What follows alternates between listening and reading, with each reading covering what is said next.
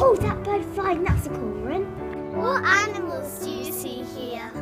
We've seen birds of prey here, or swans, or different sorts of ducks. Also, we saw some peregrines, didn't we? Yeah. A couple of years ago. Peregrine falcons. Only a few minutes ago, over the back there, beyond the island, there was a fox walking along there. Not on the island, but walking along on the bank to try and, should we say, snare some birds in the water.